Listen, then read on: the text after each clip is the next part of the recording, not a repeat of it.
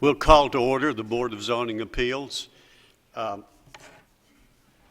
Stand for the pledge. Jerry, would you lead us in the pledge, please?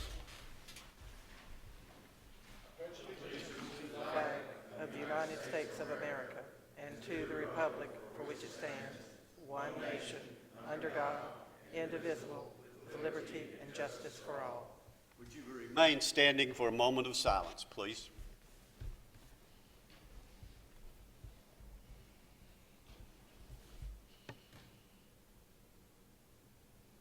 Thank you.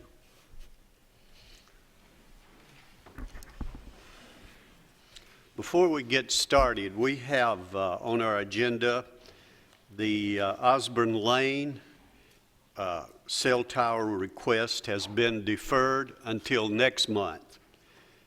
And the Howard Road cell tower has been withdrawn.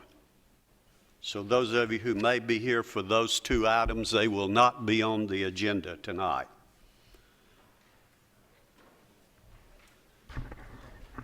Call roll, please. Keith Bratcher, Here. Joe Crowell, Here. Jerry Sartain, Here. Joe Machado, Here. Michael Rather, Here. Jared Barrett, Here. Thane Cantrell. Present. We do have a quorum and all voting members are present. Okay, all regular members are here. And the first item of business, we need to go ahead and organize our leadership for the coming future. And we will allow our alternates to vote on this. Only regular members may make nominations. The chair will not vote unless it's a tie. The chair recognizes Joe Crowell. I nominate Zane Cantrell for chairman of the board. We have a nomination. I'll second that. Have a second. Any other nominations? All those in favor say aye. Aye. Those opposed, like sign. The ayes have it. The next item is for vice chair. Do we have nominations for vice chair? I nominate Jerry Sartain. Have a nomination of Jerry Sartain. Do we have a second? Second. Any other nominations? All those in favor say aye. Aye. Those opposed, like sign. Also, this is the first time we've done this, but we also need to designate Danielle as our secretary. Okay? Do I have a nomination for that? So moved. Okay, I'll second that. second. Any other nominations? All those in favor say aye. Aye. Those opposed, like sign. So you are designated as the secretary for the BZA. You have the minutes of last month. I'm sure you've gone over that in detail. Are there any corrections or corrections or changes in those minutes?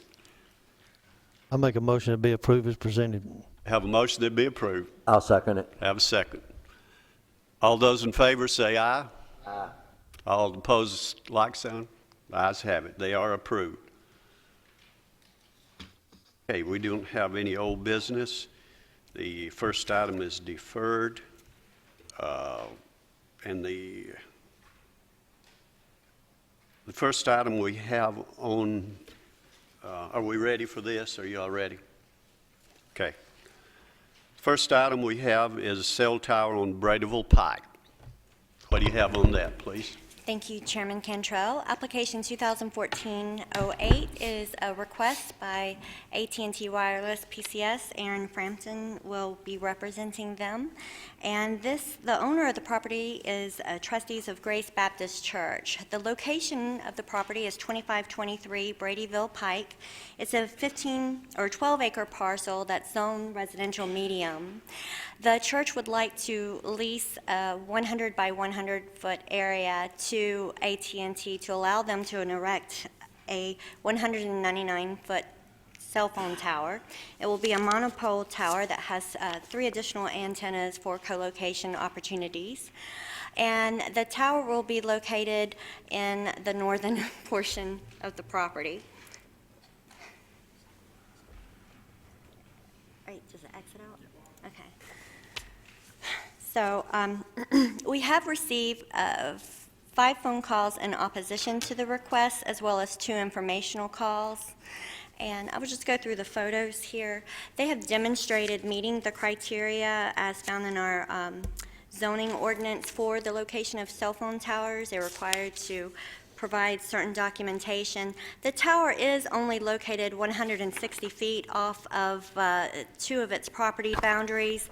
However, they can supply us with engineering drawings, as our code states, that if the fall zone is less than the height of the tower, or that is less than the 160 feet, that would be allowable through our code of ordinances. So these are photos of the surrounding area as well as the survey. And the survey shows that the access road will be off of Bradyville Pike. It will be gravel, 12 foot wide, and the leased area is towards the back of the property. I can't see the, okay. And if you can see the pavilion that's located on the site, and this is the church building. Another site plan, as well as the elevation of the tower. And I don't know how, it's easy, we kind of overlaid the survey, try to match it up with the property boundaries, so you can get an idea of what's on the ground and how it looks from an aerial standpoint and where the improvements will be located. And that concludes our presentation. Do we have anyone here representing this request?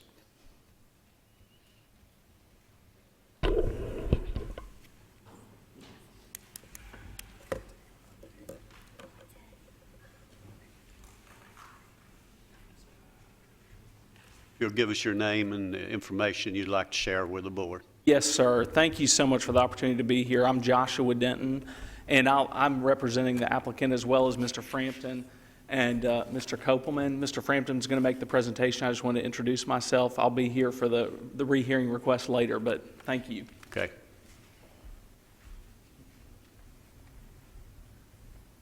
Good afternoon. My name is Aaron Frampton. I'm zoning manager with Jacobs Engineering. I'm here to speak on behalf of AT&T's special exception application for a new antenna support structure located at 2523 Bradyville Pike. The purpose of this monopole facility is to allow AT&T to upgrade and enhance its FCC licensed wireless telecommunications service to cover Bradyville Pike between John Bragg Highway and Manchester Pike. And this is to include the surrounding roads and neighborhoods.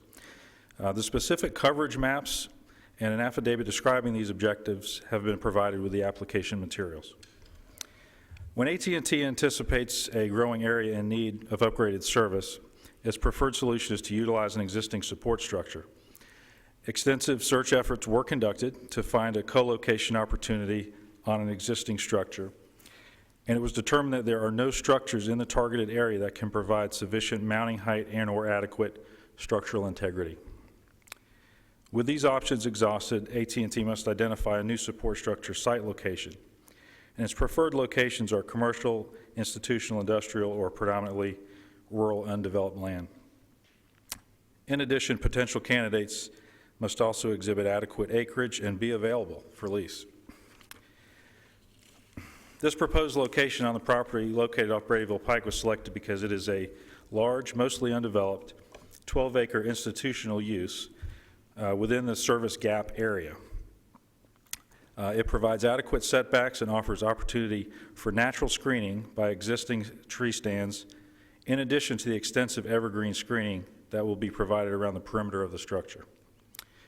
This facility will be built capable of accommodating 3 additional carriers should they wish to co-locate on it in the future, thereby minimizing the need for additional structure requests in this area by others in the future. The proposed structure will be a single monopole, not a lattice structure, and will be below the height that would require lighting. Regarding the effects on traffic, a monthly maintenance visit by a service vehicle would constitute the sum total of additional traffic generation. This facility will conform to all Rutherford County Code requirements, as well as those of all applicable federal and state regulatory agencies.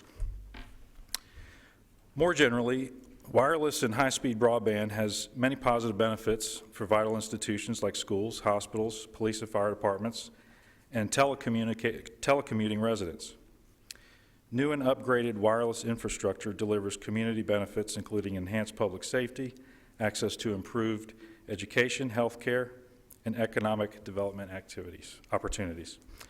Consumers demand access to the latest broadband technology. The availability of high-speed wireless broadband is critical to economic health and prosperity and is a positive selling point for all land uses within the community. It is very much a quality of life issue.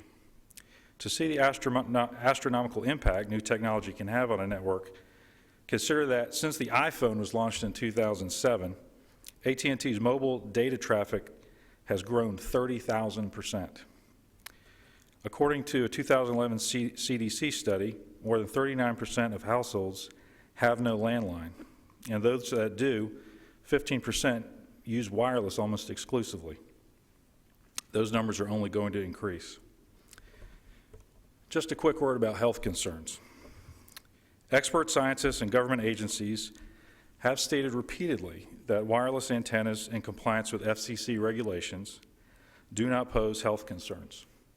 The radio signals from our cell sites comply with regulations established by the FCC in consultation with federal agencies responsible for protecting public health and the environment. This includes the FDA and the EPA. We maintain power levels at most sites that are far below those limits established by government regulations. This is the reason why federal law prohibits local governments from regulating the construction of wireless facilities on health and environmental grounds. We respectfully request your recommendation of approval, and we're available to answer any questions you may have. Jerry? Yes, sir. I do appreciate that it's a monopole in a residential neighborhood that's much more aesthetically approved for us. I know about towers that fall within a certain radius and such, but where can you put up the picture where this is drawn? Thank you. I got it on. Just talk into your mic.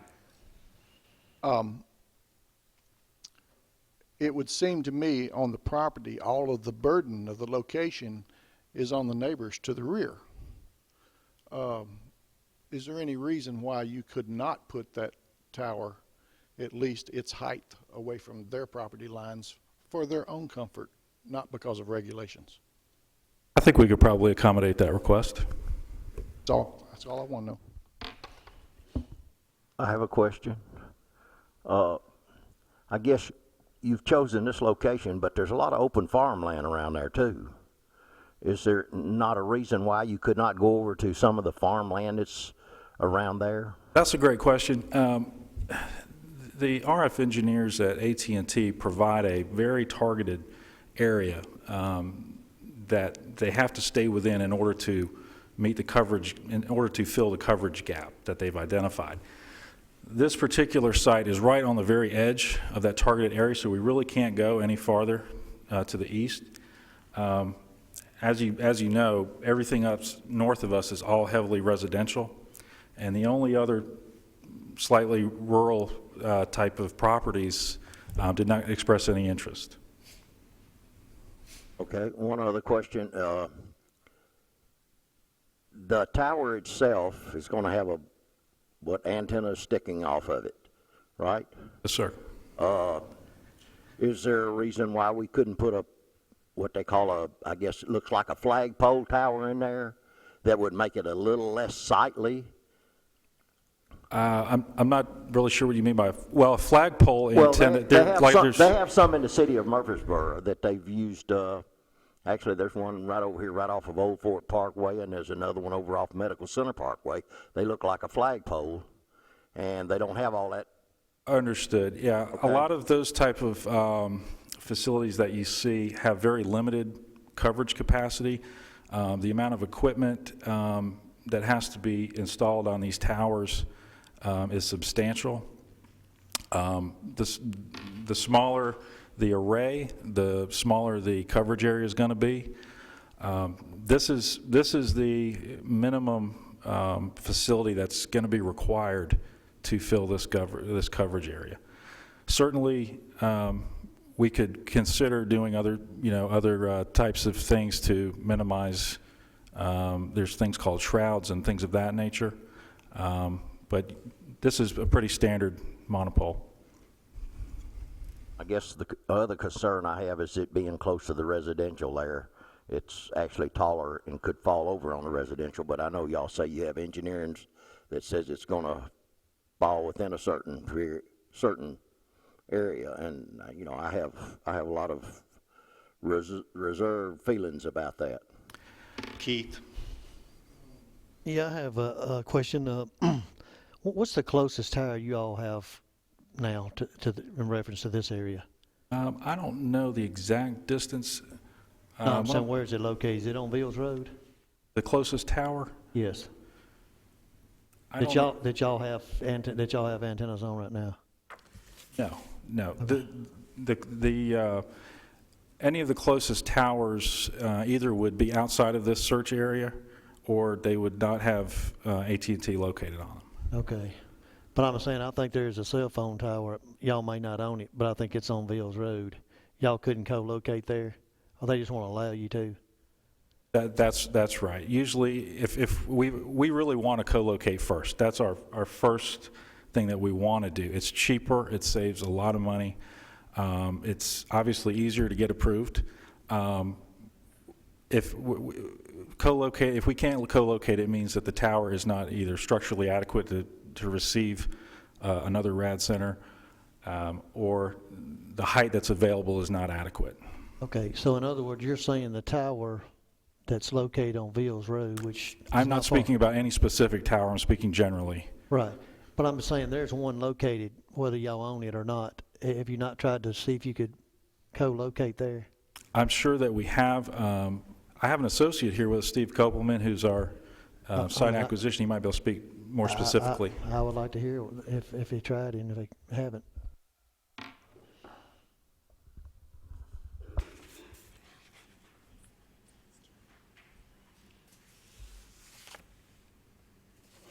Good afternoon. Stephen Kopelman with Jacobs Engineering. To answer your question, generally the first course of action is to look for opportunities to locate on an existing tower. In any project looking to add additional coverage in an area or to add capacity, for the reasons that Aaron pointed out, it's more efficient, a lot less costly, and a lot quicker to make happen.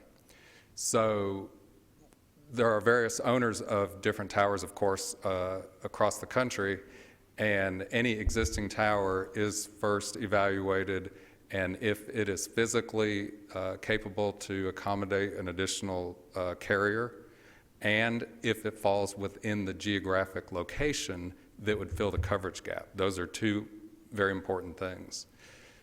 If neither one of those will work, then a new tower location and a new tower project becomes the next course of action.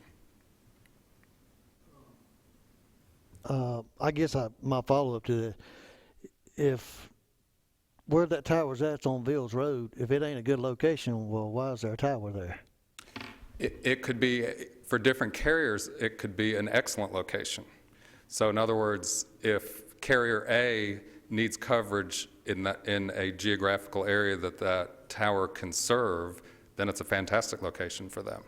But it may not fit in the overall system of carrier B. So that's one consideration. Yeah. Let me ask you this: when you say a geographical area, what size area are you talking about? 1 mile, 2 mile, 3 mile radius? What? For coverage of a tower, it depends on the topography and the height of the tower, and the type of antennas that are on the tower. So Okay. I guess that varies. My next question is, the tower that's located at Bills Road, I don't know who owns it. evidently y'all don't. Did y'all try to look at co-locating there? I was not specifically involved in evaluating that. That is done before it comes to become a new project to build a new tower from scratch. So Okay, so you don't know whether that would work for you or not? I know, I think, Stephen, correct me if I'm wrong, but I'm 100% certain that there are no existing towers within our search area that will fill the gap that we're trying to fill. Joe? How many other property owners did you approach to try to build this tower? How many other property owners out Bills Road, Bradyville Pike, did you approach to build this tower on? Any? within the search ring that we have to look, which is between a quarter and a third of a mile in radius, we identified and attempted to contact approximately 6 property owners. And those were properties that appeared to physically have the potential to meet the ordinance requirements of setbacks, access, et cetera, zoning. And some folks that we contact, and this is very normal, we attempt to make contact by phone and letter by regular mail, and they just don't respond to numerous attempts. So You've got to be within a third of a mile where that tower is going to be located. You can't be over a third of a mile from that location. What you're saying is, from this property on Bradyville Pike, you can't go over a third of a mile or a quarter of a mile any direction? no, that's not it.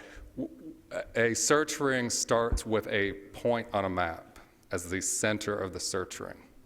And then the ring, literally a circle, is drawn around that point. So the properties that fall within the search ring, of which this is not the center, this is off to the far east side, actually. We evaluate those properties, and a lot of the properties within our search ring are residential subdivision lots, which would not meet the ordinance requirements due to the size of the property. The way I see this, you're locating right in the middle of a lot of houses. You know, you got houses on all directions, across the road, within 160 feet of the line. Why would you not try to locate a cell tower in an area to where, like Vills Road, you got all kinds of open land on that Vills Road there. You got open land, all kinds of open land on that Bradyville Pike. I'm very familiar with that area out in there. I don't understand. If I was going to locate something, I wouldn't want to go in an area that I'm going to tear the public's feelings up, you know? These people build a house out there, and it takes them 25 to 30 years to pay for one, and some of them probably don't ever get one paid for. And you want to locate an ugly tower, and brother, they are ugly, tower within 160 feet of a person's property line. I know you got the government behind you, I understand that. But I think if I was in your shoes, I'd go out and try to talk to the people before I located a tower. You know, these people, that's their life savings. That's their only possession.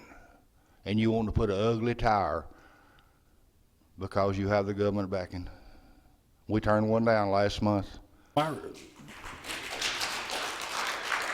an old man, 77 years old. I honored to serve this country 3 years in the United States Army. I'm very proud to wear a uniform, but I don't understand you people. As long as I sit on this board, I vote my heart. You may sue, brother, but I'll tell you what, I'll vote my heart as long as I sit on this board. That's all I got to say. Joe Machado. You mentioned a search ring. Okay, you come to a center, you say you need to have it within how far, once you decide where the center is, how far away, what's the maximum area in that search ring can you go? Anywhere in the search ring, any property that falls within the search ring is an area that we consider for a new structure.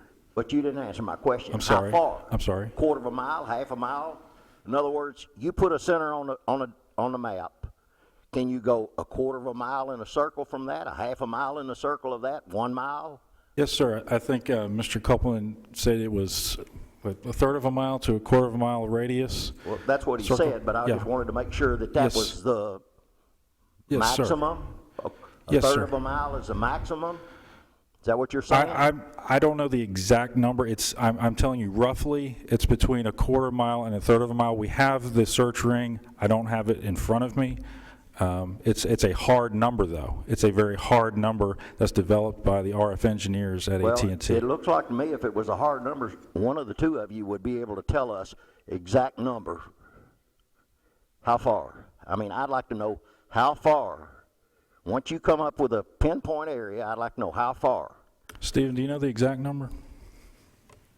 On this particular site, I would have to look at my records, but on a normal search ring is between a quarter and a third of a mile. And we'd be happy to provide that information to you. Okay, thank you. Jerry? It's been a while since we started with cell phones now, and we have several in the county. Are the towers typically now owned by the carriers, or are they owned privately and then leased to AT&T, Verizon? Yes, there's many tower companies here in Murfreesboro and Rutherford County throughout the country. AT&T owns towers. American Tower, you've probably heard of them. There's Crown Castle. There's many different The companies. people that own the tower, though, are not necessarily the people that own the antennas. Right, they lease the space on the antenna to the carriers. Okay. The hard number he's asking you for would be different for this site than someone out in a prairie that's on a flat land. Well, that's true. Also, the topography is extremely important to how a search ring is developed. Obviously, the higher the elevation, the larger a high elevation is going to cover a larger area. Thank you. Keith? Mr. Chairman, this question probably be for our staff, maybe Doug, you'll know. We're talking about cell phone towers and maybe some carriers being on some towers and some not. Is there anything in our code where, let's say, Company A is on this tower, Company B would like to locate on this tower, who would decide if they would not let this company be on the cell phone tower? And the reason I'm saying that is because back some time ago, a few years ago, that's back when I think maybe it was before Danielle was here, and I don't know how long she's been here, but it's been a few years ago. I was on an ad hoc committee that was formed by the planning department here, and it was what we did on that thing was study cell phone towers because we knew they was coming. And I vaguely remember us, one of the things that committee came out of that committee was the unsightliness of them, and we didn't want that to become a problem here in Rutherford County. And one thing I know we always stressed was, and I don't know if there's anything in our codes about it, about having different carriers co-locate on these towers simply to cut down on everybody wanting to build their cell tower and on their own tower and da-da-da-da-da, and lo and behold, you know, they're like mushrooms everywhere. So is there anything that's in our codes that says that one company can't let their competition, I guess, for lack of a better word, not co-locate? Who controls that? And if you could elaborate on that. Yes, Mr. Ratcliffe, that's a good question. When we rewrote our zoning ordinance that took effect at the beginning of last year, one of the things we did, we looked at our cellular tower regulations because really we didn't have a whole lot under the old ordinance. We do have a section under the new code now that does require 3 co-location opportunities on a tower. Now, we don't get into the whole, you know, setting the lease rates and all of that, but the tower has to demonstrate that it can hold, I believe it's 3. Do you have that pulled up? It is 3, okay. They have to be able to provide for 3 co-location opportunities on the tower. And you can see on the schematic that's on the screen that they're showing their tower, I guess theirs is the bottom, and then they're showing an opportunity for 3 more co-locations, so it meets that. So to answer your question, yes, we did put some regulations in there saying that they have to provide for co-location opportunities. I guess with that being said, and I don't think it's been answered, the cell phone tower or the tower that's located on Vills Road, did y'all try to approach them? Do you know if there's a space available there? It's not within the area that it would need to be located in order to fill the coverage gap that this tower is proposing to do. It's outside of the search ring that we discussed. I mean, I guess I don't. Maybe I'm not understanding.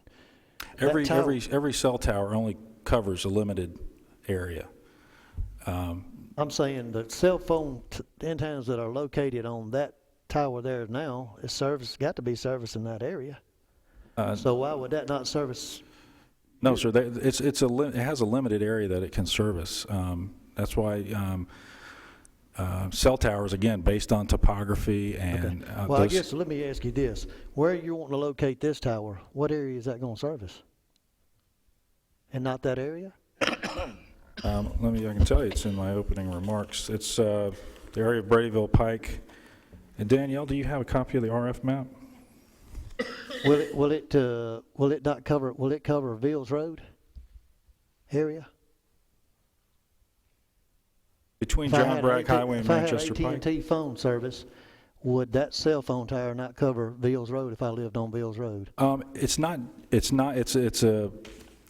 It's a complicated question about what kind of service. Just simple coverage is not necessarily what is being trying to accomplish here. Coverage is part of it, but it's also capacity. It's also broadband. I talked about that in my opening remarks. The expansion of technology is increasing exponentially on a daily basis. Being able to offer these kinds of services is extremely important to, the quality of life and the economic development, health, safety, and welfare of the residents of your county.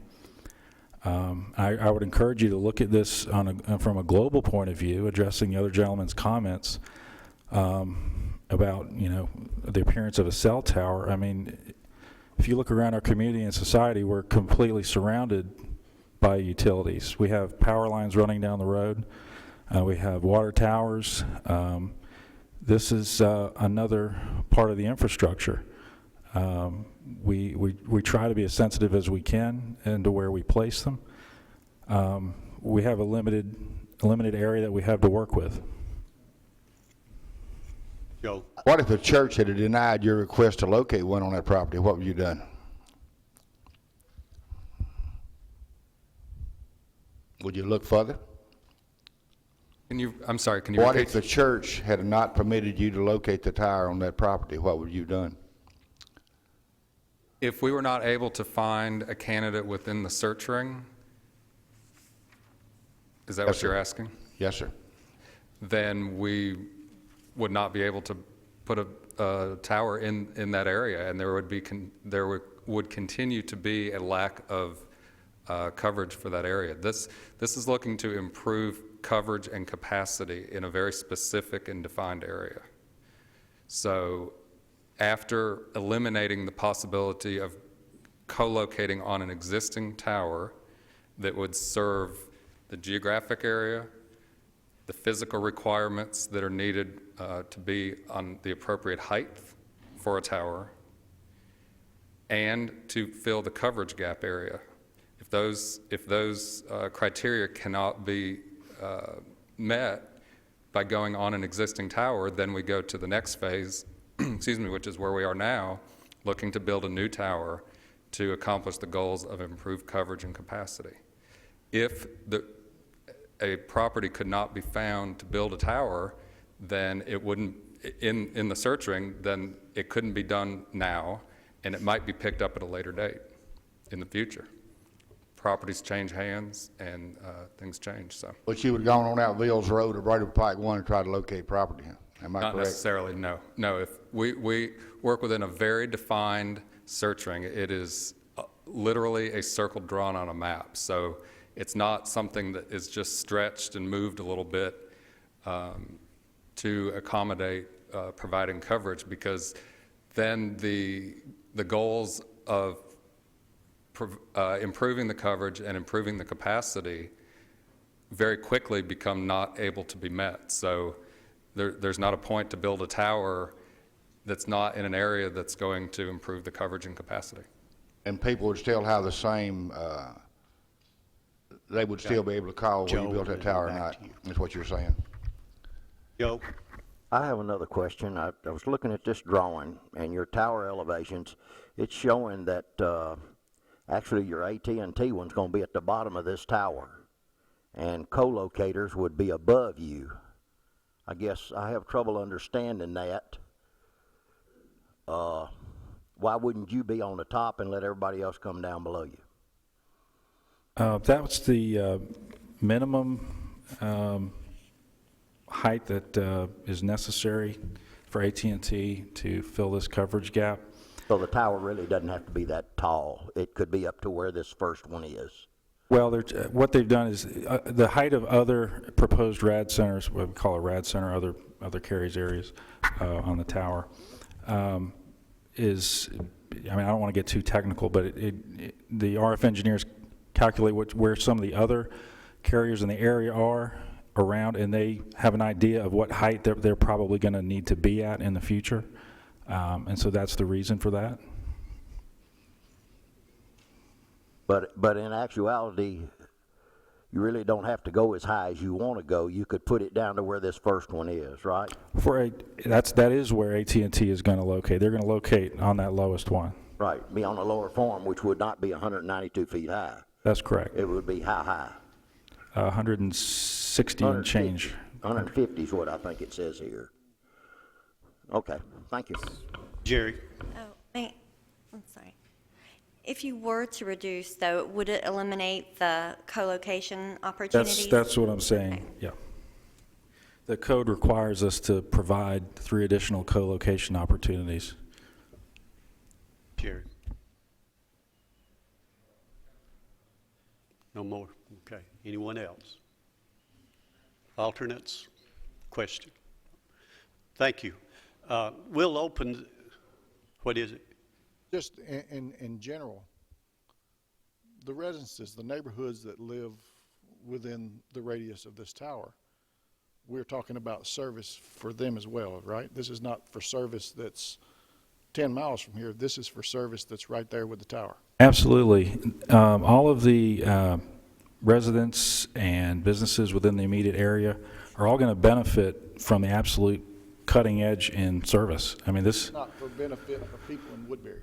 Absolutely not. This is for the benefit of the citizens of this particular area, where this, within a quarter mile to a mile away, everyone, and this is an upgrade to AT&T's latest technology. I just asked for time for rebuttal, if we could, later. You have anything else? Mr. Chairman, I was just going to ask that if we could have time to have rebuttal after the public comment, we'd appreciate it. Well, I don't want to get into rebuttal, but we'll call you back. Okay, thank you. We'll open this for a public hearing for anyone who'd like to speak on this request. If you'll come around to this side and come to the microphone, give us your name and any information you have. And, you know, it would be helpful if you would point out about where you live as close to this cell tower. Try to hold your comments within the 3-minute range, please. Okay. If you'll give us your name and the information you'd like to share. I am Sarah Mayo, and I live at 2259 Bradyville Pike. I've lived there for the past 6 years. With your permission, I'd like to go ahead and pass out these studies that I'll be referencing in a few moments. If you'll give them to our secretary, she'll see that they're passed out. I am strongly opposed to the location of this tower. This tower is too close for comfort, and we're concerned about the possible health risks it poses over time. Fact is, you won't hear phone companies tell you their towers aren't safe when they stand to make a profit. They'll tell you the frequencies these towers emit are too low to be harmful, and they'll cite numerous studies to back those claims. They'll also tell you that research on cell phone technology is ongoing. You'll find that word, ongoing, in the very first paragraph of any Verizon Wireless Consumer Handbook, meaning they're still studying it. They don't know for sure. That handbook goes on to tell you that the use of cellular devices hasn't been proven harmful. We know this just isn't true, because we know there are conflicting scientific studies that dispute these claims of safety. They tell us that living in close proximity to low-frequency electromagnetic radiation can and has been shown to promote the accelerated growth of cancerous cells over a 5 to 10 year period. It can also bring about other negative health effects: headaches, memory loss, cancer, birth defects, hormone issues, heart conditions, Alzheimer's, the list goes on and on. At this time, I'd like you to refer to your printout. This is a detailed study on cellular transmitter antennas that was done in Nalia, Germany in 1999. I ask that you read it thoroughly yourselves, but I'll share with you what the study concluded. And I quote, "For the years 1999 through 2004, after 5 or more years of living with the cell phone transmission mast, the risk of developing cancer for those living within 400 meters of the mast in comparison to those living outside the area was 3 times as high." So according to this study, everyone within a quarter-mile radius of this proposed tower is 3 times more likely to develop illness over the next 5 to 10 years. What's even more concerning, we read other studies that children, pregnant women, the elderly, and other nutritionally compromised persons are more susceptible to illness from radiation than healthy adults because their immune systems aren't as strong. I shouldn't have to point out that there are a lot of children in the Medford-Campbell area, and we're not more than half a mile from Black Fox Elementary. Until we can say with 100% certainty this tower won't impose a health threat to those children in their later years, it would be negligent and irresponsible to place a tower in this location, especially when, according to antennasearch.com, there are already 19 other documented towers within a 4-mile radius of my address. 19. We cannot say there is a great need for a tower in this area. With contradicting scientific claims being made, how can we be sure that these towers are safe? The answer is we can't be 100% sure. And common sense tells us that if we're uncertain whether or not cell phone towers can cause illness over time, the responsible thing to do would be to place these towers in locations that are a safe distance from residential areas to reduce the risk of exposure. If this tower causes even one cancer-prone person to become ill, that's one person too many. I'd also like to say that we've already seen our property value drop with no tax break. Houses aren't selling in the area. Houses aren't renting well in the area. To propose a cell phone tower, of all things, for this area just adds insult to injury as far as residents' property values are concerned. I respectfully request that you consider this vote as if my property were your own, and I ask you, please deny this appeal. Thank you for listening. Just a minute. Any questions? Maybe some questions. Thank you. Appreciate it. Next.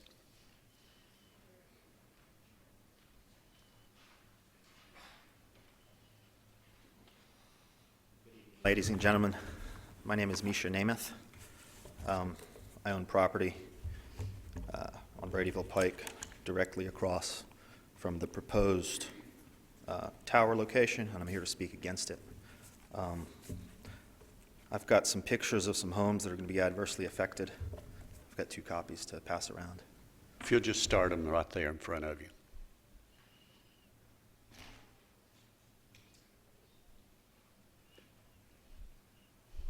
You have 3 minutes. Okay. I'm the president of the Fox Creek Estates Homeowners Association, so I represent 50 homeowners. I've been through the subdivision on the phone last night and today. I have not found anybody that's in favor of this. I found a lot of people in Fox Creek that are against it. Several have contacted me and asked me to speak on their behalf. As the president of the Homeowners Association, I've got the authority to speak on their behalf. Here's the charter for Fox Creek Estates Homeowners Association. You'll see my signature on the last page. It was prepared by Murphy and Murphy. Section 1 of the Fox Creek Homeowners Association, once it's developed out, is going to represent a $12.5 million investment. And when I say Fox Creek, I'm talking about Fox Creek Drive, these homes there. Those 50 lots represent a $12.5 million investment that these homeowners have invested in your community. And Section 2, or the Villages of Fox Creek, represents a $4.3 million investment, lots 51 through 77. These are the people that are going to be adversely affected the most. Also, the people in the subdivision that James Rowland developed, there are something like 300 homes over there off at Plymouth Court in that area. So the adverse effect, the number of homes that are around this proposed cell phone tower are numerous, and we've got a huge investment in it. I was up, I studied this all day yesterday and into the wee hours in the morning, and I found some case law. Particularly, there's one good case law where the town of Isley has defeated the big cell phone company in at the circuit, federal circuit level, 11th district. They defeated the cell phone tower on these grounds legally, and the federal court upheld it. The federal court being the United States Court of Appeals for the 11th Circuit Court. The devalue real estate. There's going to be an adverse effect on the devaluation of the real estate. That's number one. It's between 15 and 20%. We're going to build homes on lots number 1, 2, and 3, and also lot number 12 this year. That's going to adversely affect those homes. This cell phone tower will adversely affect the property value of those homes by between 15 and 21%, according to the Bond and Hugh Proximate Impact Study done in 2004.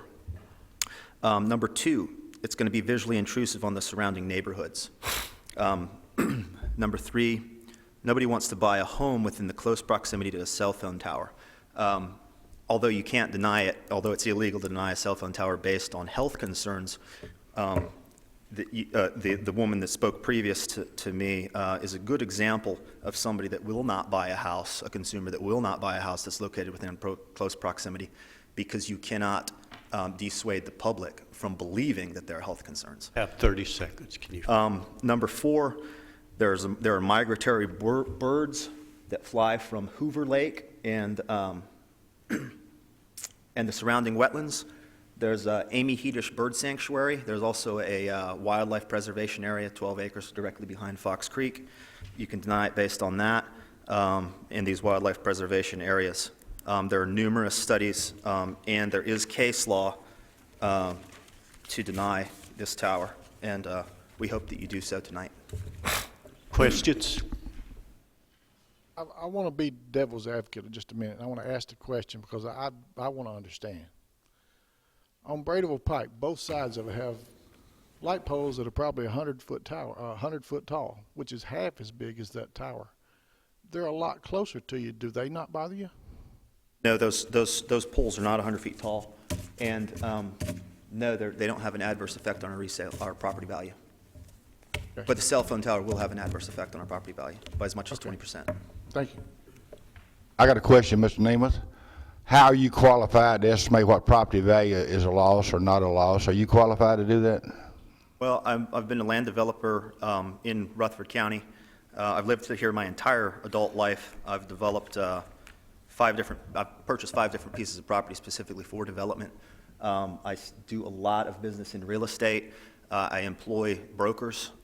If you were to look at the public opinion in the Daily News Journal, you'll see a broker has made a comment there that says that nobody wants to buy a house located this close to a cell phone tower. Danny O'Brien made that comment. I don't think those power poles are 100-foot tall. It seems like 35 feet is what they are, Jerry. I think they're 35 feet tall. Am I correct or not? You're correct. They're 35 to 40 feet tall. Yeah, thank you. Any other questions? Thank you. Appreciate it. Next.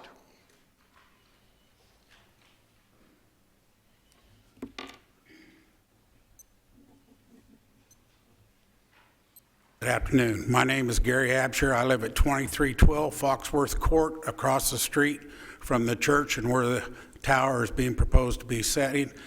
And my opinion is, I think it's an eyesore. And I've talked to other people that have fought towers and they've moved it to other places. And I'm real curious at just how many miles will let this tower get out to service people? If we only service people in a quarter-mile radius, then you're going to have towers sticking up like teepees everywhere. And we got birds and geese that migrate there in the lake just behind our homes and I don't know what that would do to them and everything. And it's a wildlife refuge there too.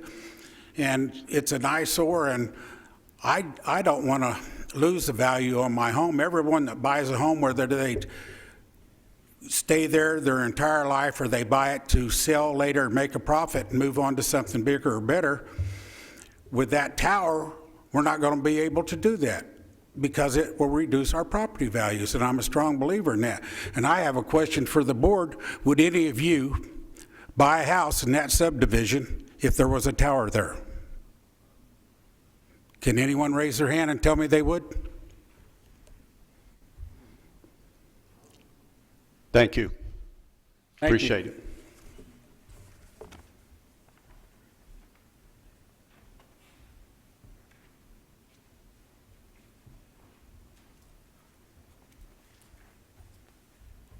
I'm Dan Watts. I'm now serving as interim pastor at Grace Baptist Church.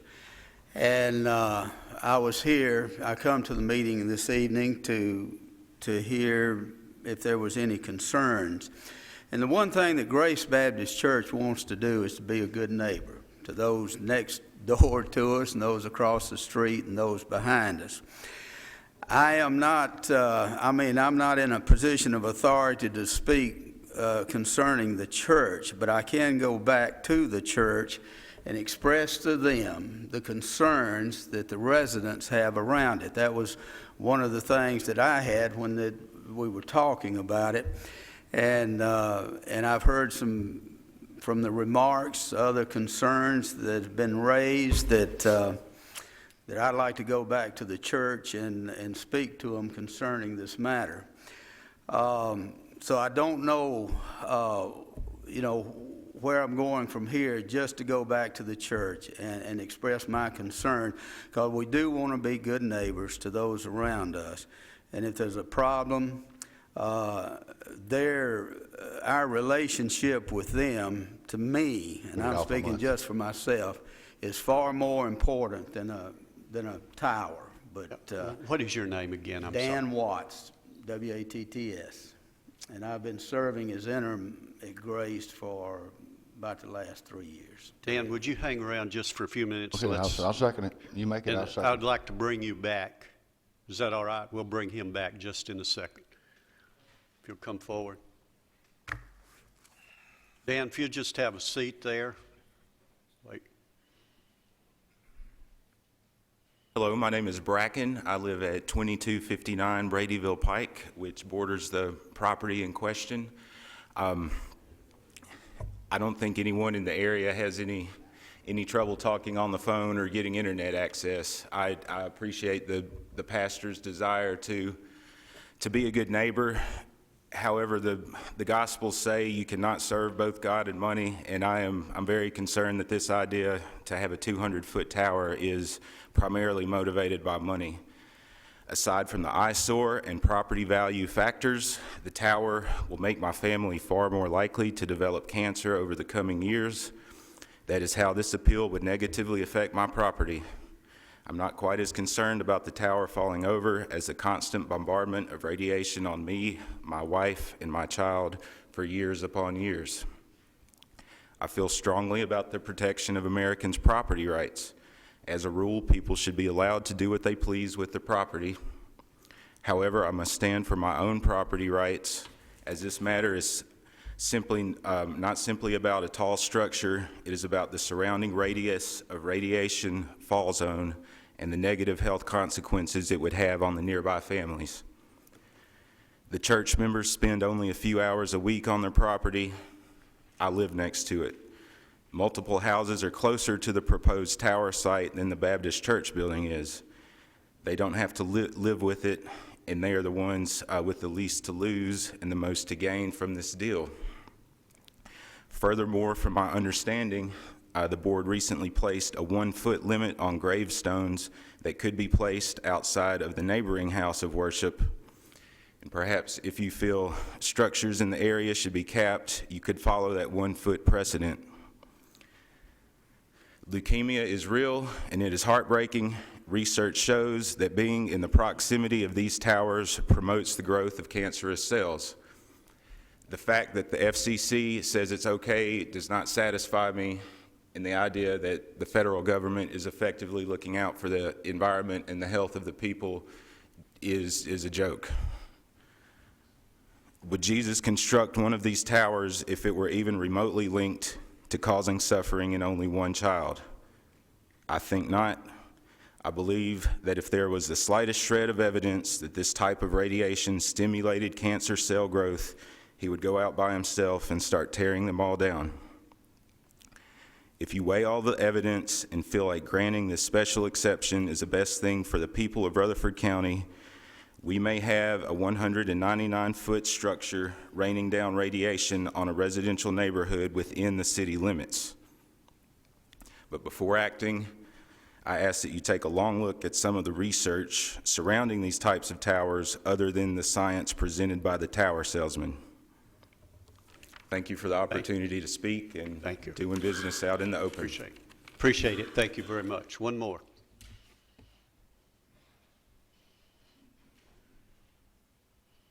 Hello, good evening. My name is Luke Namath, and I have 16 pieces of property in Fox Creek Estates directly across from that field right there. I think the previous gentleman's idea for 1-foot limit on the height of the tower is an excellent idea. I called a couple of people with a negative comment speaking out against this yesterday. I hope that that'll count as 16, since I own 16 pieces of property. One of them, I believe, might have been you. I'm not sure your last name, Mr. Sartain. You said that it couldn't be stopped, and that don't people in the nearby subdivisions own cell phones, as if it was hypocritical to own a cell phone and not want a tower in your backyard. People in those subdivisions also drive vehicles with tires, but I don't think that a tire manufacturing facility would be appropriate right there. And I also don't think that poultry butchering facility would be appropriate, even though most people eat chicken in that subdivision.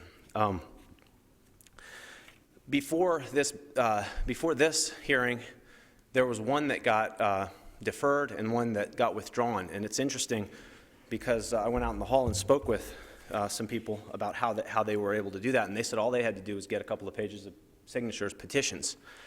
There are a lot of people that are against this, and we didn't get a petition, but I hope you'll understand that I believe that it would be extremely irresponsible not to at least defer this, if not deny it. Lady in the hallway said that she was a realtor in Indiana and that this happened, and that it took a year to sell a house right next to her. She's a professional, and she said that it would drop the property 15 to 20%.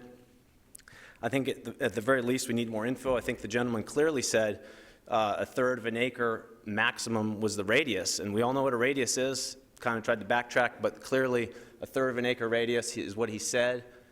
I don't believe that. He said he contacted 5 to 6 property owners, and none of them were interested. Well, we're not interested either, right around in that area. I appreciate the pastor's remarks that he cares what the people around him think. I wonder how many times the gentleman tried to contact those 5 to 6 people. I wonder if they tried multiple times. It's just, the bottom line is it's just not appropriate. This is not a good location for a 200-foot tall cell phone tower with all the questions and all the concerns surrounding it. As the gentleman said, people put their whole lives into their home. They invest heavily. And like it or not, health concerns or not, the fact is that people believe that this drops the property value, and what people believe for property values matters, because that's what creates property values. Perception is reality when it comes to property values. And need to finish. You have 30 seconds. And the bottom line is, way out in the country is the proper location for this cell phone tower. You chuckle, but we're sitting right here with houses on all sides, it's not appropriate. I don't think that you would want a 200-foot cell phone tower 100 feet from your house, and I don't think these people deserve that either. I know that I don't want it as a property owner. Yes, sir. Keith, Joe, go ahead. I know you own, I don't know you, but I think your family owns several properties in Rutherford County. Am I correct? You're correct. We turn this down, they're going to sue. Are you prepared for your property taxes to raise to cover the lawsuit? Because they are going to sue us, no doubt. Are you prepared for property taxes to raise on all your properties? Are you willing to stand up? I'm willing to stand up against this. I am. Thank you, appreciate it. Thank you. Dan, would you come back up, please?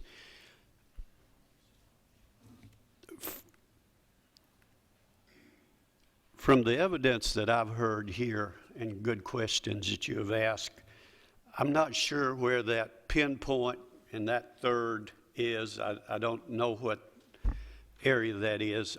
We don't have any really legitimate evidence that 6 people or 6 property owners were contacted. I'd like to see a list of those people that were contacted, that it may be in a more rural area. The cell tower, as shown here, is 160 feet from property lines. One of the things we've always asked cell tower people is to make sure when you locate a cell tower that it can't possibly, even if it doesn't collapse, say if it doesn't collapse, that it would fall on another property line. And I think the cell people have just ignored that request. Now, that may not be a part of the requirements that you're to meet. But tonight, I'm not ready to vote on this. I think there's a lot of evidence that needs to be provided. And for the homeowners out there, you need to provide a certified assessor to show that the property, devaluing of property would take place. Now, that would be your responsibility to show that. Dan, you said that the church over there wants to be a good neighbor, and I don't blame you. I believe what you say, and a good neighbor. And it would be a great place to have a community meeting with these folks. Let them come in. You have a facility there. Have the cell tower people there and hash out some of these questions that we have and come together on it before you come back to us. And I'm just not ready myself to do anything on this. So let Dan and I got a question for him. How much a month would the church get rent? How much rent per month would you get? Mr. Kraut, that's really not an appropriate question to be asking at the board. It's really none of our concern. I'm just telling you. Why not? Because it's really none of, we don't get into matters as far as the leases and all that goes. That's really none of our business when it comes right down to it. Joe? Well, I guess, I don't know who should answer this question, whether the cell phone people or him, but if the church decides that they have listened to everybody and they don't want it there, can you back out of the agreement that you've already made with them? Well, I'm speaking as an interim pastor. We have a church administrator. My understanding is that we're in the process of negotiating with them. I don't believe anything has been signed. Nothing's been signed. No, nothing has been signed. And this is one of the reasons I was here tonight, because we haven't received any negative responses from it. And so I'm glad I did come, tonight to hear. And I assure you that people are more important, at least to me, than the cell tower. And you can believe that, anybody that knows me. Mr. Chairman, I got some comments I guess I want to make. One is, I can't remember the gentleman's name with AT&T, but I know he's been here before. AT&T is well aware of, they're in the cell phone business. They're well aware of what they needed to have, what they needed to present, and what they did. This was their opportunity to do it. It's not their first rodeo. I think for what lack of whatever they didn't present, we could put this off for 30 days, but from everything I've heard, nobody out there wants it. Now, I don't know what else anybody could come with. They could bring some more maps. They could bring anything they want to. I still think the same thing is those people out there don't want to sell tire in their area. So I mean, I'm ready to put this thing to bed tonight, and whatever the church does when they leave here with them, that would be our business. But I think our thing at hand right now is this application, whether we want to sell tire there, and so that's just my comments. Joe, did you have a question? I had a question for the lawyer. Mr. DeMasi says I can't ask how much a month they charge. Do I have the right to ask that question or not? I thought I was a board member and could ask any question. I know I'm getting on the cross for Mr. DeMasi up there, but I want to know how much a month they've offered you. I think what I said, Mr. Crowell, and I'll let you speak, is that I don't think that's an appropriate question to Well, ask because our board does not get involved Mr. in the issue of Cantrell is private the chairman of leases. this board, Doug, and he can tell me what not to ask, but I don't think you have that right to tell me that. And I'm sure I'm limited myself to the end of this term, and you'll probably see I'm not reappointed. But that's neither here nor there. I might not be living in 20 months. Now, do I have the right to ask that question? In a general sense, I'm not aware of anything that prohibits you from asking that question, but Okay, that's I'm the asking you extent of that my question. instruction. How much a month? All right, for me to answer. Yes. Okay. The last I heard was $1,200 a month. $1,200 a month for all these people's houses. $1,200 a month. You'll never get my vote. I'm going to let you folks, cell tower people up here, but it looks like the Baptist Church may not want to pursue this, and if that's true, then that's probably the best way that we should go on this thing. Thank you, Mr. Chairman. Like the Reverend here, today's the first we've heard any opposition to this site. So we talked to Danielle right before the meeting. She got in a few calls. So, I guess from our perspective, this is all a surprise. The staff has recommended it, suggested it met all the requirements of the ordinance.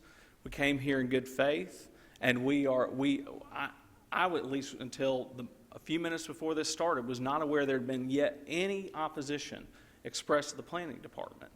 So obviously we've heard a lot of opposition tonight, and this is the first we've heard it. So we would like to have the opportunity to work with the community, talk to them about their concerns. There have been questions posed by the board about the search ring and very detailed questions. We're happy to answer that, but we provided maps from an RF engineer, and those were by the staff approved essentially, and so we can get somebody here to answer those types of detailed questions. And the other questions y'all have about the height, the placement on the property, we'll be glad to work with y'all on that. So I'd request that this be deferred till the next meeting. You're requesting that it be deferred?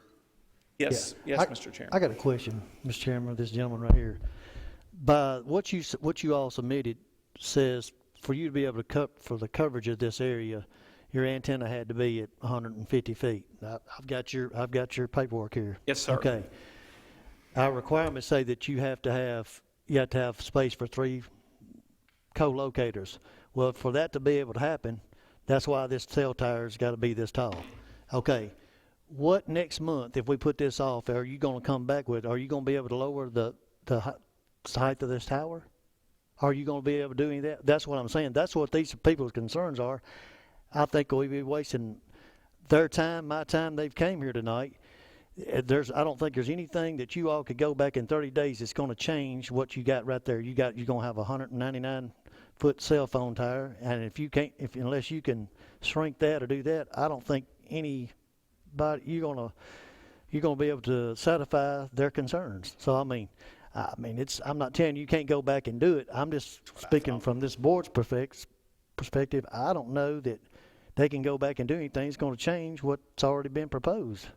So There again, that's my opinion, but, This is my opinion, sir. When you're gonna put a tower in somebody's back door, you need to possibly have a meeting at the church and invite the public and get the public's views. You're there to make money, no doubt, at these people's expense.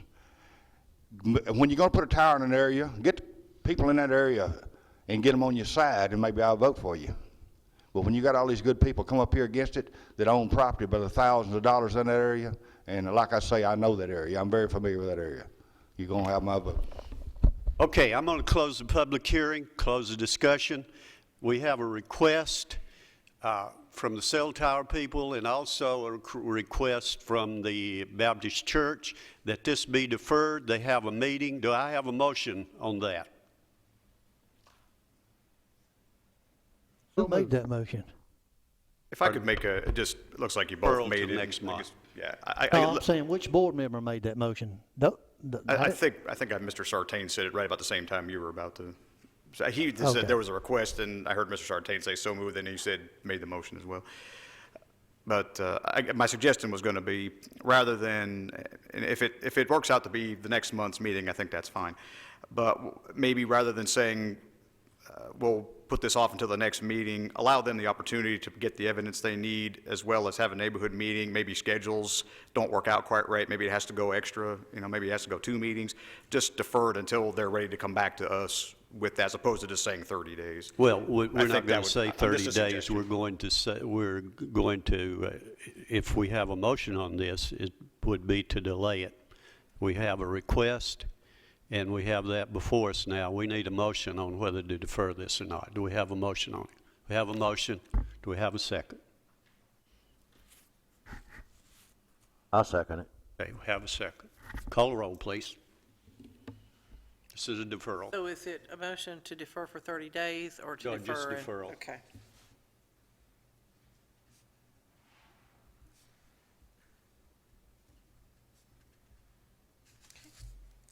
Keith Bratcher, No. Joe Crowell, Wait just a minute. If this don't pass, what happens? Before I vote. We're going to have another motion if it doesn't pass. If this don't pass, it's got to be another motion? Yes. No. Joe Machoto, Yes. Jerry Sartain, Yes. Thane Cantrell. Yes, it is deferred. Next item of business is a request for the height of a fence. Is that correct? 10 foot. What do you have on that? Thank you. Application 2014-10 is a request by Jonathan and Susan Harris, and it involves the property located at 2329 North Brunswick Court. And they are seeking variance relief for a fence to allow them to erect an extension to a fence to 10 feet in the residential medium district.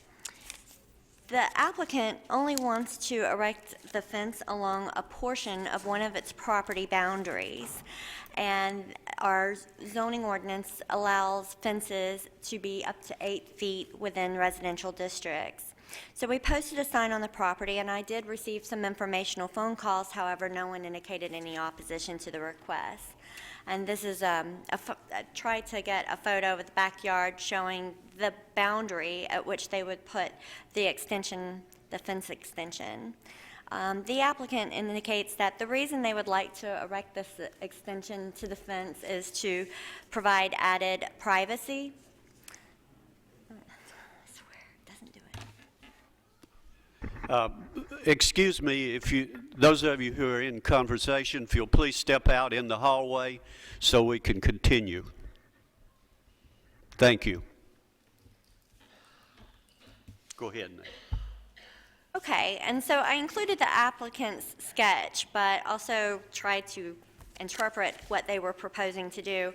And the extension would be freestanding, but would be placed just, it would not be attached to the existing privacy fence, which is 6 feet along that boundary. And they would just erect a freestanding extension that starts at 6 feet and goes up to 10 feet along this portion of the property boundary that you see the yellow dashed marks. And We posted the sign on the property, as you saw in the picture, and that concludes our presentation.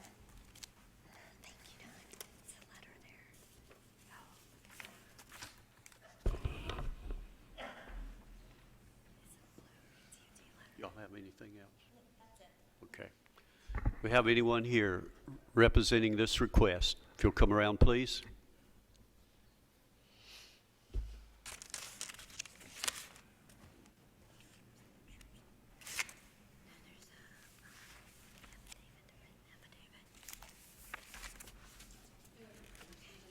If you'll give us your name and any additional information you want. Why do you want to build a fence so high? Just privacy. I mean, their house sits higher than ours. Ma'am, could I get you to speak again, your name into the microphone? Susan Harris. Thank you, Susan. Go ahead. House sits about 4 to 5 feet higher, so they're looking right down into us. And we used to have ivy that was 3 to 4 feet high over that fence, but it's all dead now. So now we're just looking at each other. They have a swimming pool and a patio. I have a picture of their patio. I mean, we're just looking right at each other. There's just no the privacy's gone. So, I mean, here's their patio. This is our backyard looking at it. But we're just cohabitating now. And we're out in the backyard. Thank you. Any question? I guess I got. Joe? Does your neighbor oppose you building that fence? No. Thank you. Keith? I guess that's for staff. Our code says 8 foot. Is there any reason why we're at 8 foot? I mean, this is just I never seen a request like this. I just wonder if there's any reason why we set it at 8 foot, and if this is going to hamper anything other than what we, I guess, foresee here. I mean, it was adopted. That was what was proposed. It was probably part of the recommended language, and privacy fences you normally see are just 6 feet in residential areas. Obviously, in industrial areas, they can have taller fences, but there's no particular reason. Yeah, and I'll address that further. I think Danielle's right, generally speaking, that that was, under the old regulations, we really didn't necessarily have a maximum. But every now and again, I would get calls from people that they wanted to build as high as a fence as they possibly could, and the only regulation we had was the height in the zone. So somebody could, in theory, build a 35-foot fence. So I think we were just trying to avoid that, really, that possibility. Of course, if you try to build something that high, there's, structural support issues and things. I don't think a lot of people realize that. But as far as why 8 feet was proposed, I couldn't give you just an exact answer to that. Thank you. I think it's a good idea to have a length, height on these fences. So many people are sticking these fences up without thinking about their neighbors and how it may impact them. But it's good that you've talked with your neighbors to see that. Yeah, there's no impact. I mean, the house in back is ours too also, but there's a line of trees, so it doesn't affect anybody. Yeah. It's just. Go. You did talk to your neighbor? Yeah, we're fine with it. There's been no problems. There used to be ivy, like this high. You couldn't see over the ivy, but we don't know. The ivy died. Any other questions? Along with grapevines. This is a permanent structure, not Yes, temporary. and actually, your picture was perfect. That's exactly what we're going to do. I was shocked. I just want to know if it was permanent. Thank you. We'll open this for a public hearing for anyone who'd like to speak on this request. You may be seated now. Yes, ma'am. Close the public hearing. Do we have a motion on it?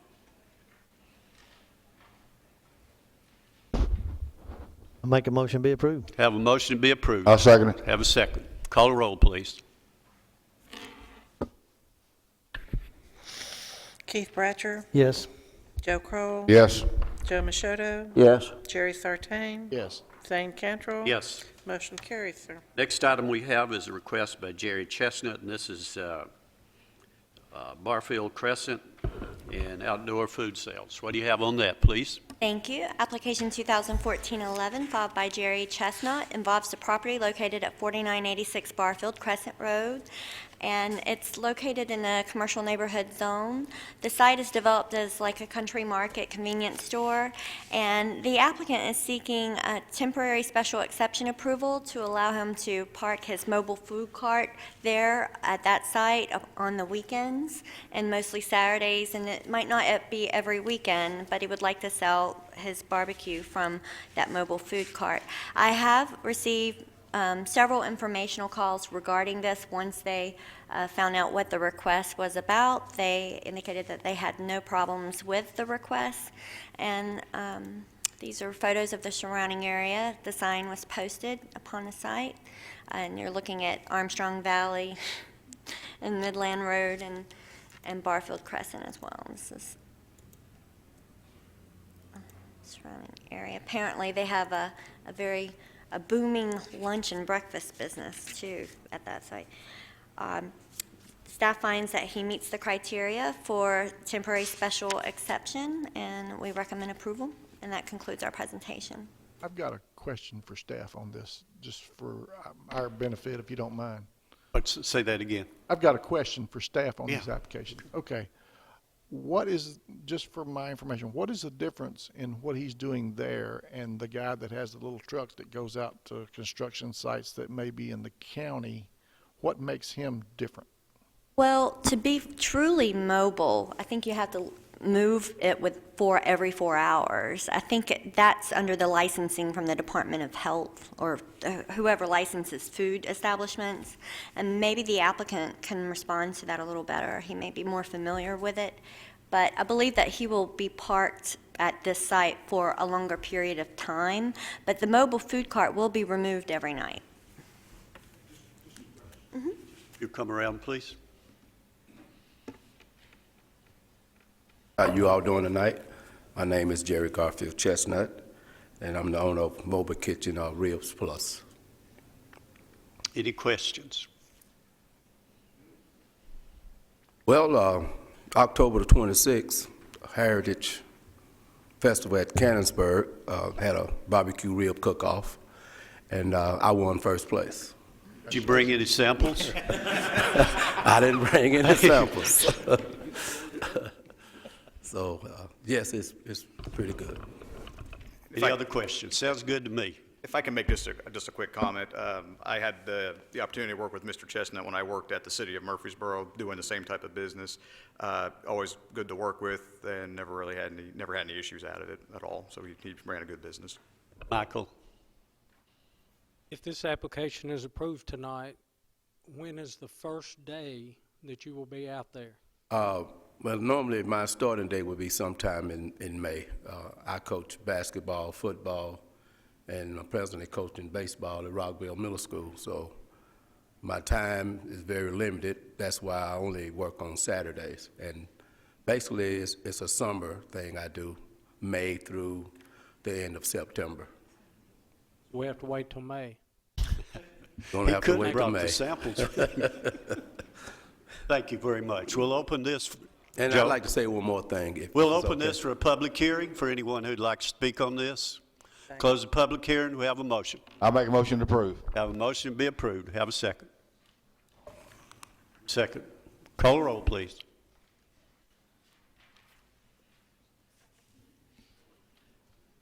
Keith Bratcher, Yes. Joe Crowell, Yes. Joe Machoto, Yes. Jerry Sartain, Jerry? Zane Cantrell. Yes. Motion carries. Thank you. Next item of business is a request by Spencer Sellers, and this is also outdoor food sales. What do you have on that, please? Thank you. Application 2014-12, filed by Spencer Sellers, involves the location at Almaville Road and 1 Mile Road up in the Smyrna area. And we are familiar with Mr. Sellers. He has been before the board for several years requesting temporary special exception approval for his produce stand that's located on the 2 vacant lots that measures 1.71 acres in area. The site is zoned residential medium density. We have received a couple informational calls regarding Mr. Sellers' request. However, they were familiar with it, and no one indicated any opposition to Mr. Sellers' request. We have included his hours of operation as well as addressed each of the criteria.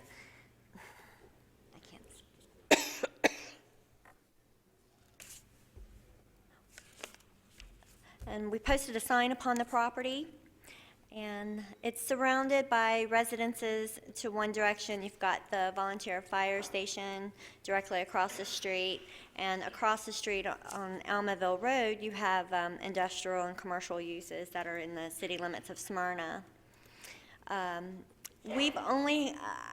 There have been issues in the past regarding the upkeep of the site, and once Mr. Sellers was notified of some concerns that we had received, he quickly responded by tidying up.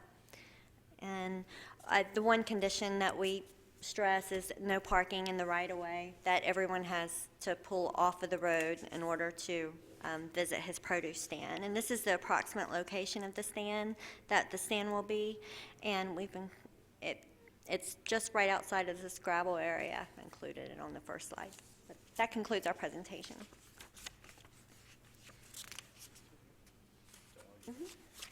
Mr. Sellers. Sellers, I've been selling fresh produce probably in different areas in this county for 14, 16 years, something like that. We just go over there and set up an operation. We generally stay every day of the week. We don't have no days off. We'll be working 7 days a week. Generally open at 10, close at 5. We are asking to be there from, our operation will be around the 15th of March to October 31st. That's when the produce season ends. October 31st, we move it. As you can see, the lot's clear. We move everything off. Then move everything at the end of October the 31st. We remove everything we have on the property, clear it off, mow it, leave it till the next year, and come back. And last year, I think they had changed the ordinance a little bit, and they had to went back and redid it. We weren't there last year, but when we have a Rhonda Allen, we have a location in her business too. She's a county commissioner. She told me they'd come back, so I went and talked to her, and they said submit it over, so that's what we did. Any questions? Thank you. We'll open this for a public hearing for anyone who'd like to speak on this request. Close the public hearing. We have a motion on it. I move to approve it. Have a motion to be approved. We have a second. I second it. Call the roll, please. Keith Bratcher, Yes. Joe Crowell. Yes. Joe Machoto, Yes. Gary Sartain. Yes. Zane Cantrell. Yes. Motion carries, sir. Okay, last month we turned down one of the cell tower requests. We have a request before us for rehearing. Do we have anyone here representing that request?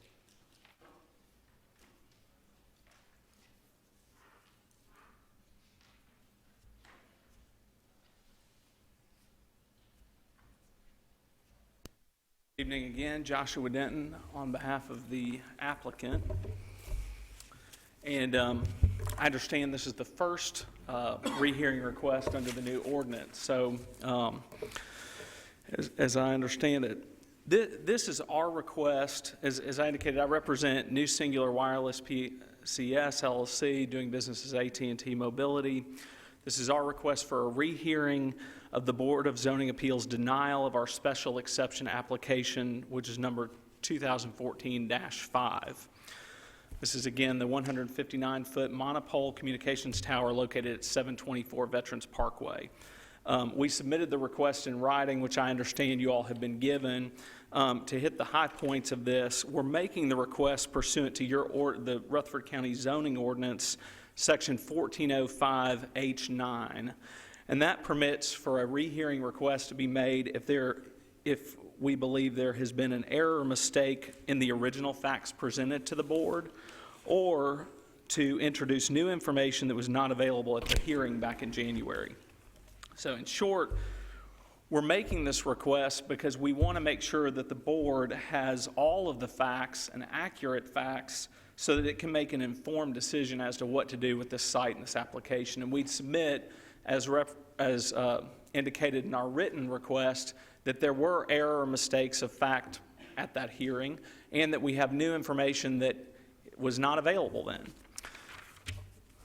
On that point, the error or mistake in the original facts, prior to denying the special exception request, the board discussed concerns about possible negative health effects associated with the proposed tower, and also discussed concerns related to the tower's fall zone, despite the fact that the tower meets the setback requirements specifically provided for in your ordinance.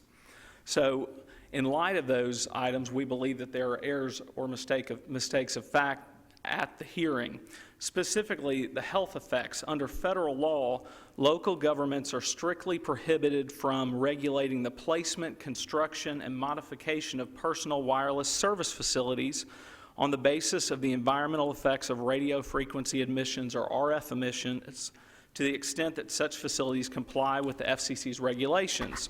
And as I recall, the staff in this and our application indicated we would be in compliance with the FCC regulations. So to the extent that possible negative health effects were considered, we believe that that was an error, and would ask the board to grant us rehearing so that we can address those issues. On the fall zone, a member of the public made an allegation that the proposed tower height may be designed in such a way, the proposed tower may be designed in such a way that it could fall farther than the height of the tower. We believe that's an error of fact or a mistake of fact. That allegation is unfounded and was referenced by the board during its deliberations. So we'd ask the opportunity to have a rehearing to address that issue. As I mentioned just a moment ago, the proposed tower meets the ordinance, the letter of the ordinance, as far as the setback is required. And in fact, the tower has been designed in such a way that in the very unlikely event that it did fall, a catastrophic failure, it would fall within a radius less than that of the height. So it would collapse within itself. Again, we believe that to the extent the board considered the fact that the tower might fall outside of its height, that would be an error, and we'd ask the ability to address that with the board under the rehearing. There are other possible issues of errors of fact or mistakes of fact that may have come into play with the board's decision making and that were presented to the board. We don't know, we don't have a specific understanding of the basis for the board's denial because the written order that we were provided with simply refers to not meeting the general requirements and doesn't set forth in specifics what the basis was. So there may be other possible mistakes or error of fact. We don't know that for certain. We just know what the board referenced in its deliberations. But others could be the fact that there was an allegation that the tower was in the wrong place or issues related to coverage in the area. On that note, at the last hearing, we were not permitted an opportunity to rebut the public comments, and so we believe that we should have an opportunity to do that under the rehearing process. As an alternate or an additional basis to grant the rehearing is the fact that new information is available. And as I mentioned, there were new issues raised at the hearing for the first time last time. The staff report indicated that the application met the general requirements for special exception approval, and there were no concerns prior to the hearing regarding the site location or fall zone radius, and we were not presented with an opportunity to address those issues on rebuttal. This is the new information. As far as the location of the tower on the property, questions were raised during the deliberations regarding the need for the site and whether the site could be relocated to another location. We would like to put in additional evidence. We had evidence in the record with the RF affidavit and the maps showing the improved coverage, but we would like to introduce new information and supplement the record to further support the coverage gap that exists, and that the tower, as proposed, is the least intrusive alternative available to fill that gap. Again, there was evidence in the record, but issues were raised, and we were not afforded the opportunity to rebut those issues. The other item is one I've touched on before, which is the fall zone radius, and questions were raised for the first time during the deliberations regarding the fall zone radius for the proposed tower. Again, we meet the letter of the ordinance on the setback for that, but we'd be happy to provide an affidavit that shows how the tower would fall if in the unlikely event that it did fail. So those are the items that we would, that's the basis for the request under this particular provision of the ordinance. I'm glad to take any questions. I don't have any question, but I want to point out one thing to you. If you come back before this board again, and I suspect you will a whole lot, you can't set our agenda for us. We're not a we're not a jury here. When we give you the time up front, which is substantial, you need to make your case then, because we're not going to have a debate and a rebuttal as you're asking for. So unless this board asks that you come back for that purpose. So just keep that in mind. When you're up here, that's get all that information in there. Unless the board votes to bring you back, we're not going to do that. So I hope that'll help you in your guidance. I'm assuming that this is a last approach before you file your litigation in this matter. Is this correct? I am not involved in the litigation related to this matter. My understanding is that a lawsuit has been filed but has not been served, but I'm not handling that. That's what I understand too. I understand the lawsuit has been filed, but it has not been served. And one of the things that bothers me, we can turn these items down, and people walk out of here and think that it's going to be okay, the cell towers know it going up, and it goes to Chancery Court or whatever court they're filing it in, and then within a month or two, the cell tower goes up, and they wonder, what did the BZA do? And I understand you've lobbied the General Assembly over the years, and you have favorable laws that we have to comply with, and that's one of the hard things that we're trying to assess as we get into this. Joe? I got one question, sir. Yes, sir. You got Barfield Crescent Park right there, right across the road where you want to put that tower, and you got a whole range of wooded hills behind that park. Why would you not put a tower on those hills that nobody would oppose to?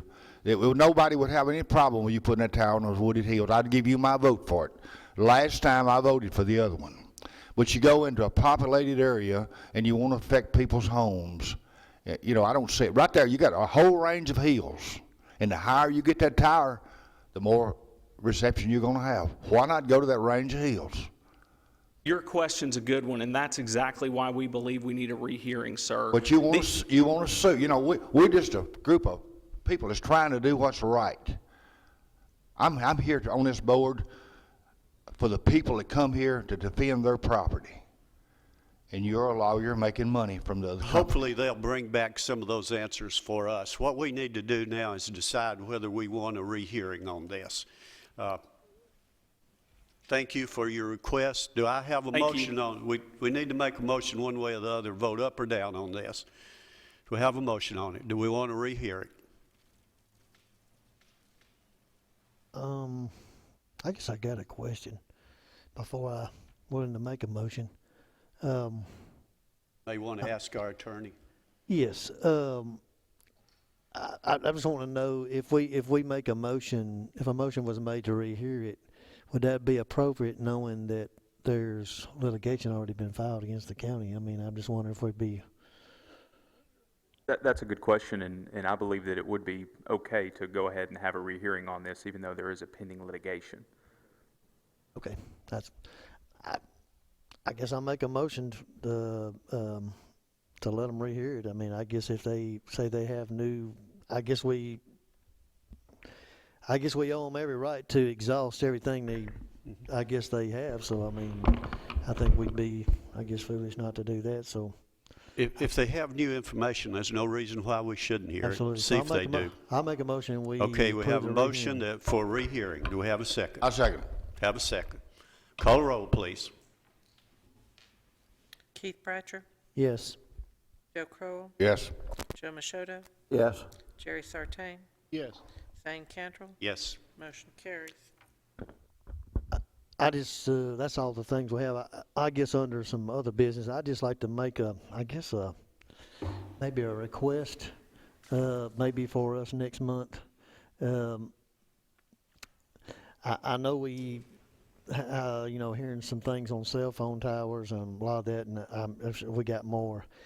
I guess this may be, I think Doug Nim has gave us every information I think that they possibly have. I guess I'm looking for maybe something from our county attorney's office.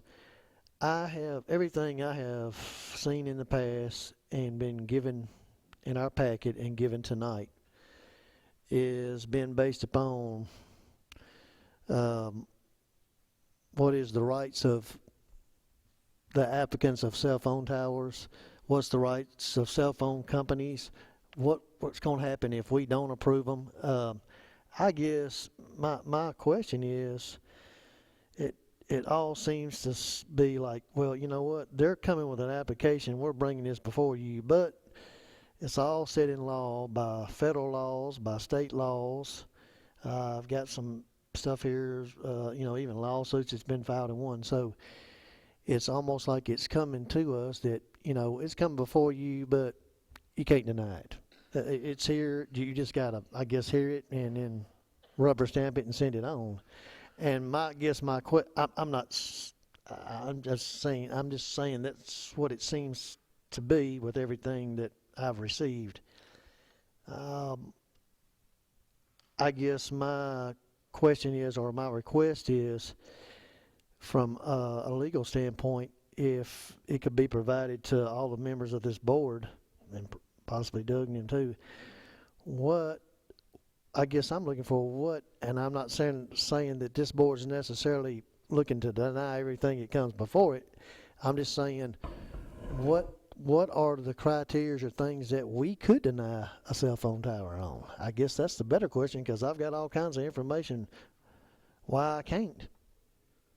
So I don't have anything that says what we need to really be focusing on hard on why we could. And if they don't meet those, then that's going to make it pretty simple for us.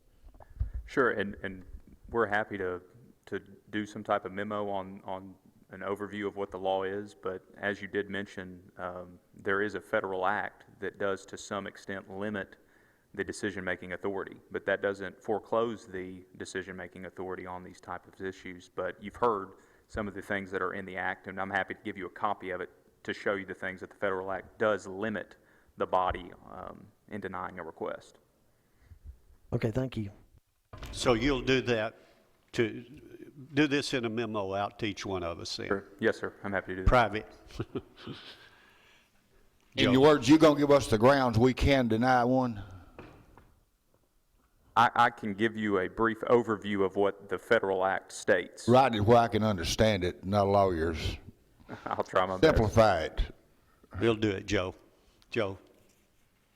Doug and Danielle, maybe I didn't see it in my information, but do they present, when they present the cell towers, do they present something that shows where the other cell towers are in the area? They don't present what other towers exist, but they have provided information that this tower is needed at this location. Yeah, okay, but can we not ask for that from now on? I provided the affidavit in your packets. I'm not talking about the affidavit. I'm talking about a map that shows where all the cell towers are within the area of where they're wanting to put one. We can try, but keep in mind, all this, we have looked as staff at the tower locations, and a lot of the towers, they have varying heights and they have different functions too. They're not all cell phone towers that are shown on our maps, but we can try to get something for you to show you where all towers are located. Well, I guess the thing that bothers, I guess, most of us is that, okay, everybody wants a iPad or whatever you call these newfangled objects that we have. But anyway, everybody wants one, and we're going to have these towers popping up everywhere because they don't have the coverage. Well, I think our county residents need to understand where we stand and the decisions that we have to make and what we can make them on. So what I'm thinking is maybe our county residents need to talk to their senators, congressmen, or whoever else, representatives, and start coming up with some better formations of laws that will protect their interest as homeowners. I'm just throwing that out there. And I mean, not all that being said, the applicants are still present from the towers that we've seen. Of course, this is the second month they've been here. I think it's fair to say they've heard you loud and clear as far as some of the information that you want to see, so I would expect that they'd start providing some of that. One other thing I guess I want to follow up what Joe said, and was one thing that was brought out by one of the young ladies that spoke during the public hearing. And I mean, I assume her information is accurate. I wouldn't know exactly, but I think one thing she pointed out that, and I don't know how she got her information, must have been fairly easy to get, but she alluded that there were like 19 cell phone towers within a 4-mile radius of this one that was up for us. So just saying that, 19 cell phone towers in a 4-mile radius, I mean, that's kind of alarming. I mean, in that one area, I mean, if we start doing that all over this county, man, it could get ugly real quick. If that's correct information, it'd be nice to know that. I know some of the websites that we looked at, they have all sorts of towers. Some of them may be emergency communications, and some of them may be radio towers. I mean, so they might not all be the type of tower that we're speaking to. And we can check and see if we can differentiate those. If possible, would you all try to provide that or ask for it? Yes. If possible. Thank you. I know these are trying times. Joe, you're not feeling too well. I hope you get better back there. And I know that's a lot of tension in some of these, and I hope no one goes away with their feelings hurt in any way. We have different opinions, and let's all try to work together and do the best we can for those people that we represent. And let me thank each one of you for the confidence that you've shown in me tonight by continuing to be your chair. I appreciate that, and I will work hard to be impartial and try to guide us through the heavy seas that we see ahead of us. So get ready for it. I don't think things are going to get any better. Thank you very much, and we are adjourned. Good night.